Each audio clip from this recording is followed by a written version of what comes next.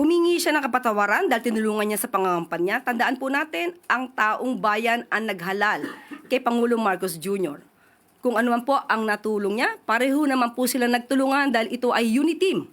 Kaya wag niya pong solohin ang credit kung nanalo man ang Pangulo. At nakikita ngayon ng Pangulo, at rather ng mga kababayan natin, kung sino ba nagtatrabaho. Isang working president compared sa vice presidente.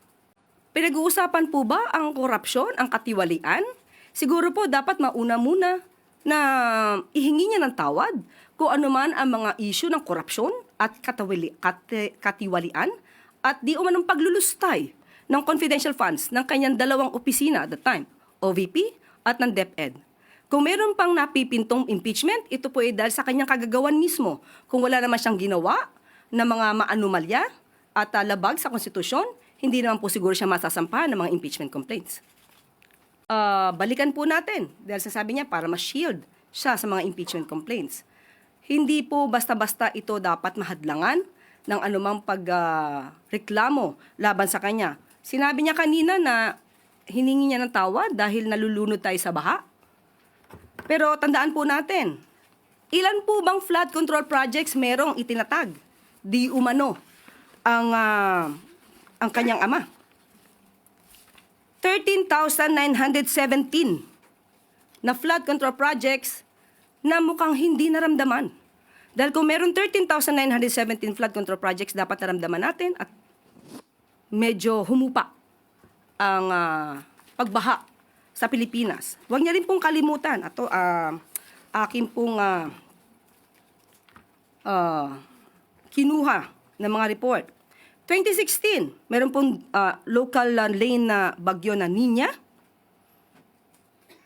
na nagdulot din ng pagbaha. 2017, Orduha. 2018, Ompong. Nagkaroon ng massive landslide sa Benguet. 2019, Tisoy. 2020, Ambo. Lahat po ito ay may pagbaha. Taong 2020, Rolly. Ito po ang strongest landfalling typhoon noong 2020. Nandyan din po ang Ulysses, Odette, at Agaton. So, hindi po pwedeng magmalinis na wala nangyaring pagbabaha sa panahon ng kanyang ama. At nandito pa rin po ang ibang report at aking ipapakita. 2021, nagkaroon po na malawakang pagbaha sa Davao City kahit walang bagyo. Ito po ang isa. At ang sumusunod, ito lamang po ang aking na-print at marami pa po if you will research. Duterte's sluggish typhoon recovery spending. Ayan po ang nangyari. Taong 2021. Hindi niya po makakaila ang mga pangyayaring ito.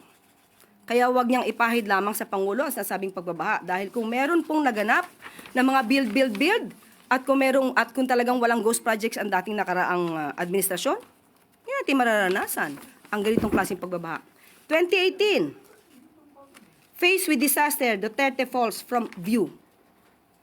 Ito po, at that time, ay wala at hindi makita ang dating Pangulong Duterte. So, ang mga issue pong ito, marami pa po siyang dapat na ihingi ng tawad.